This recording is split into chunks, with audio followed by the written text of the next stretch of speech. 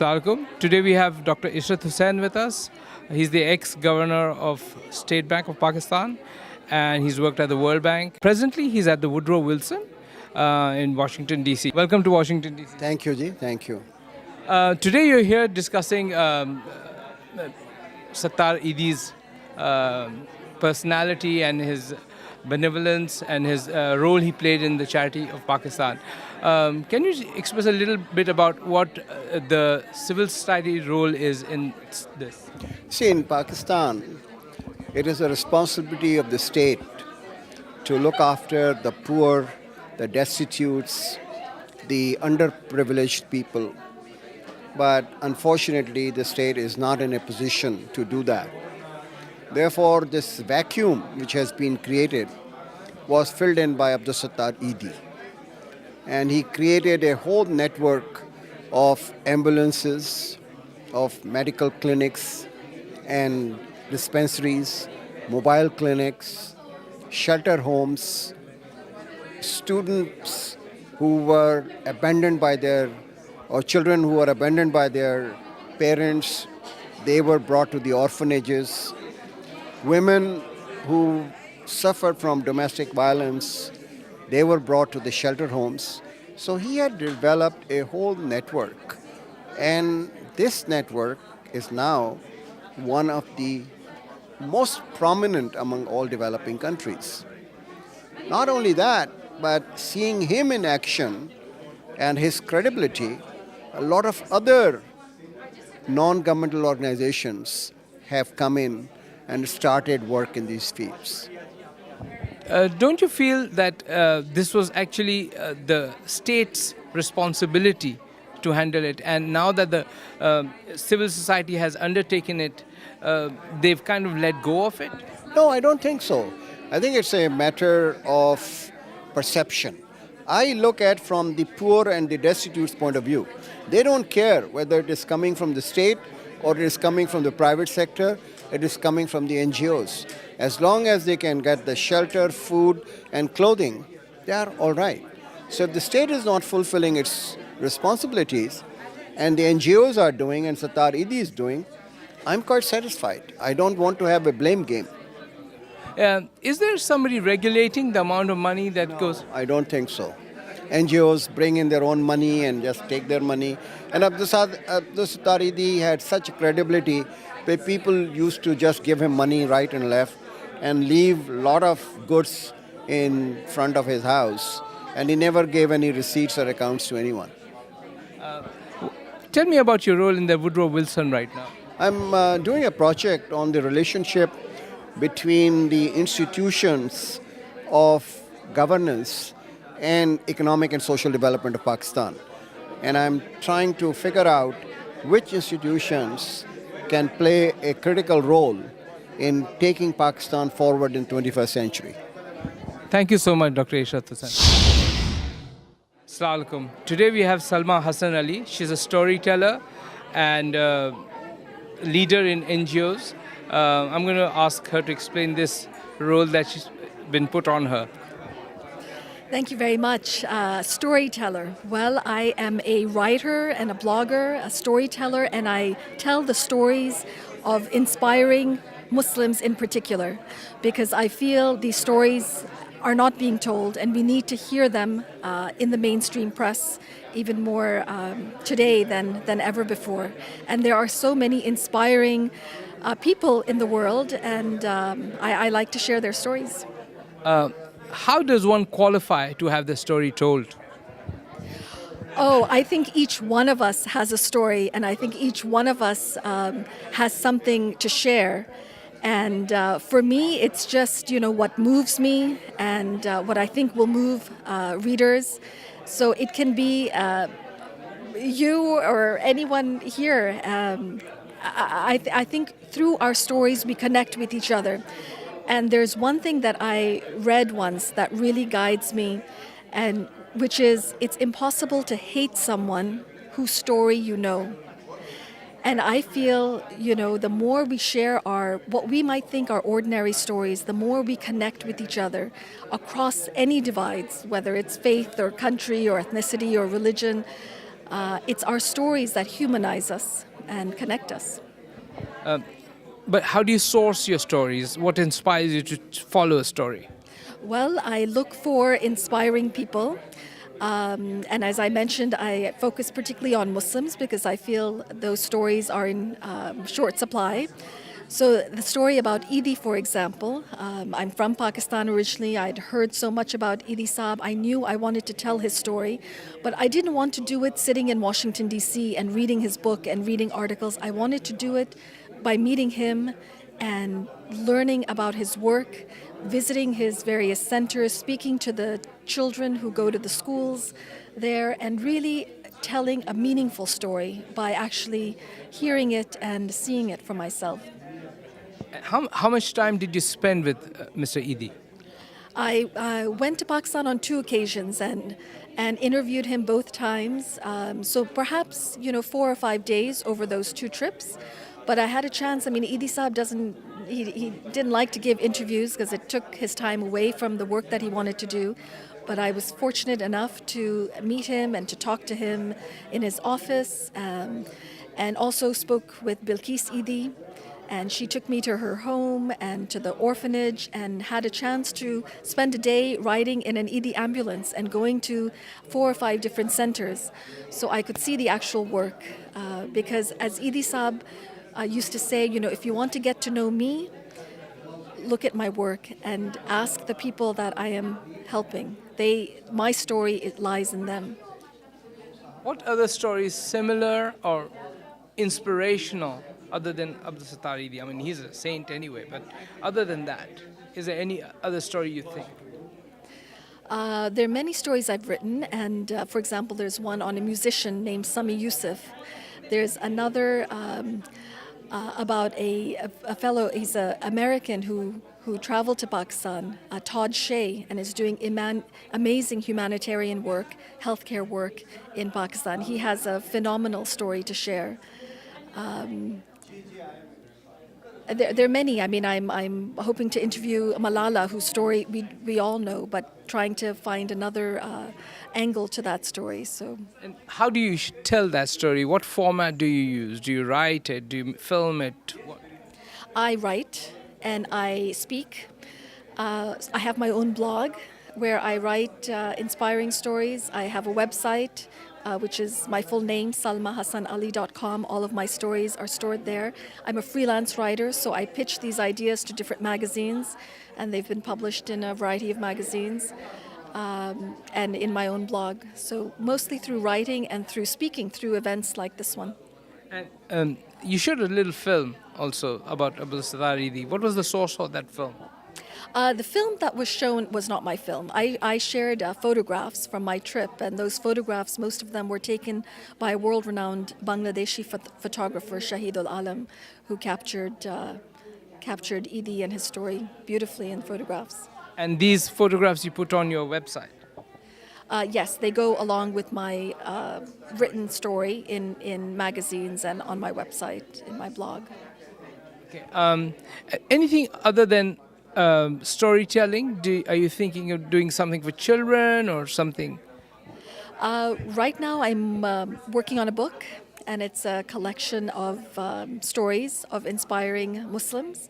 So, starting work on that. I've just set up my website, which has a collection, and I also am a nonprofit leader.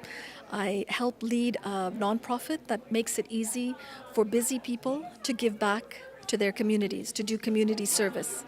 So my title there is CIO, Chief Inspiration Officer. Did you make up that title yourself? No, but I'm very happy to have it, and I take it very seriously. Yeah, well, you're a leader of NGOs and CIO, so that's quite a couple of titles you have under your belt. Thank you. Yes. What are you thinking of doing with? Do you have some NGOs that you've helped in this process?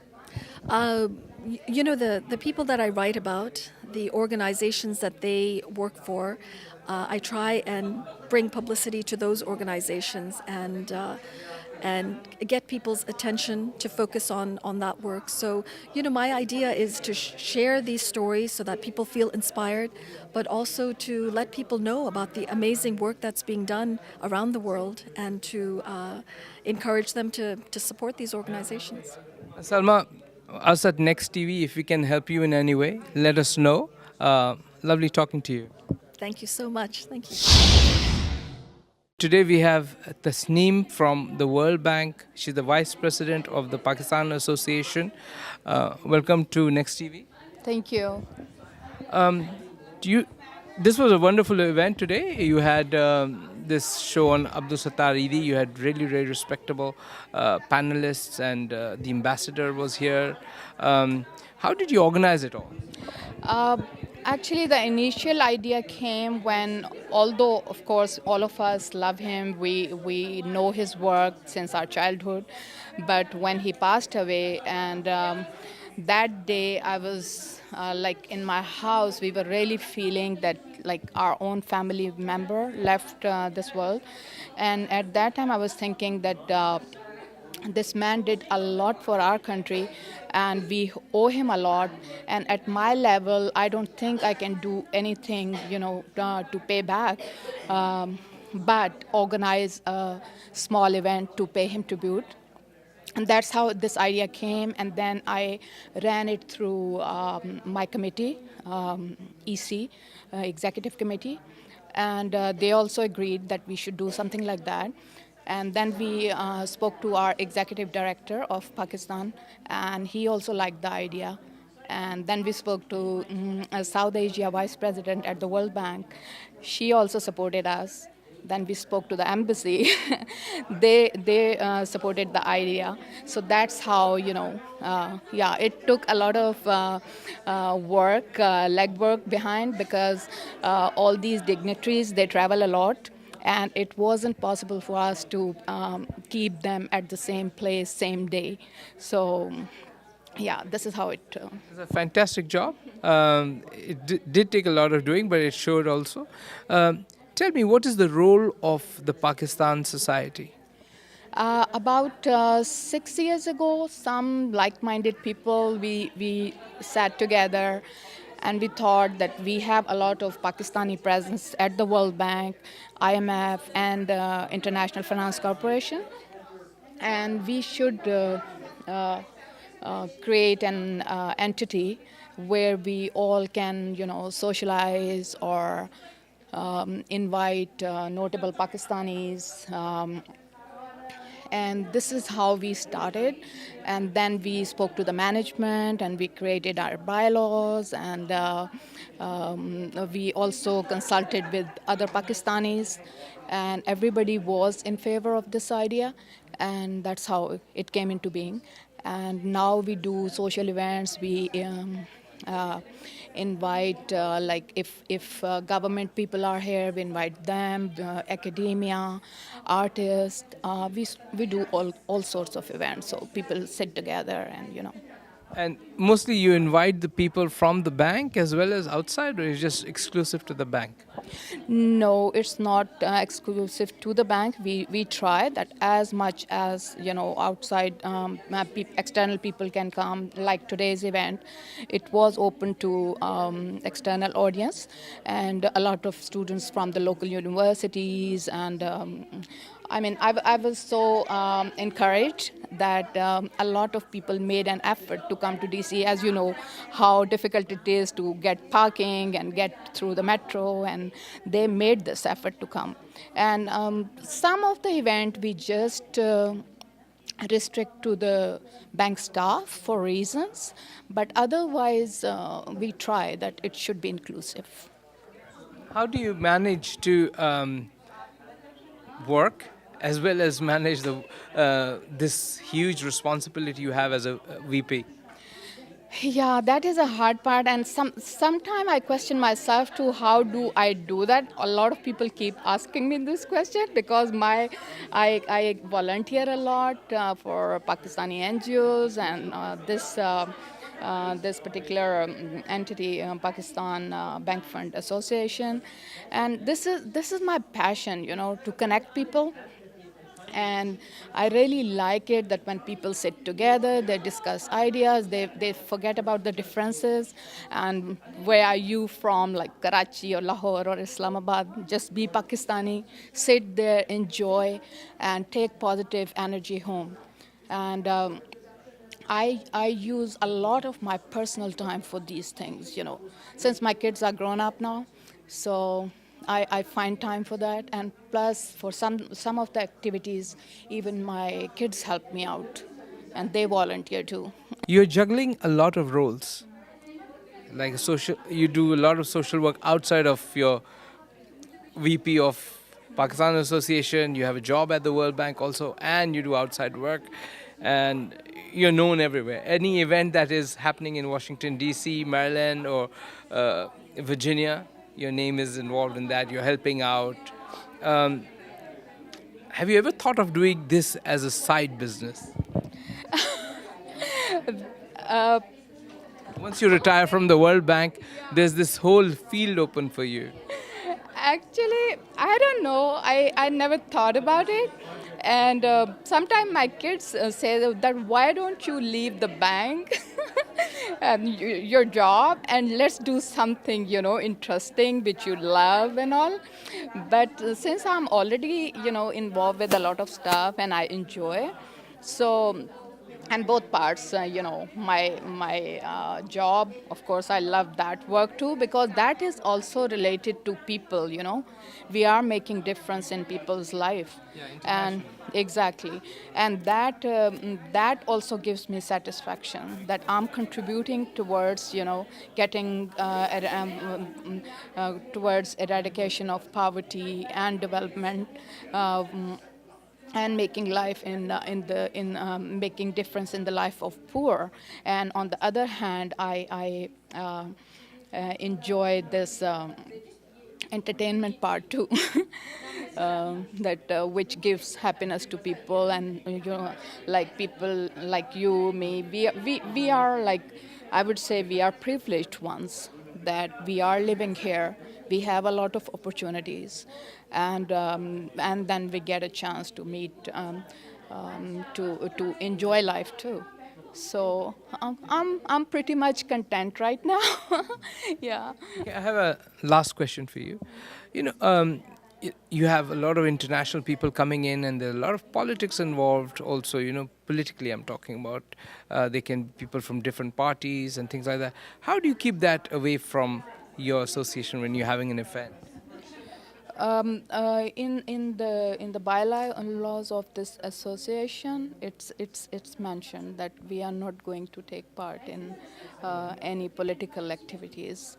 So it is just for either we can invite artists, or we do invite politicians too, to hear their their point of view, or we invite government officials. Yes, sorry. Yeah. So government officials, we hear them too. And of course, there are differences. People are from the different, school of thoughts. They have different affiliations, but we don't let it come in between our work and some differences, whatever somebody has their affiliation, they keep it to themselves. Of course, we have our affiliations too, but we never talk about it. And we feel that this association should be above everything. Yeah. Tasneem, Rais, thank you so much for speaking to us. Thank you. Thank you for taking time with me.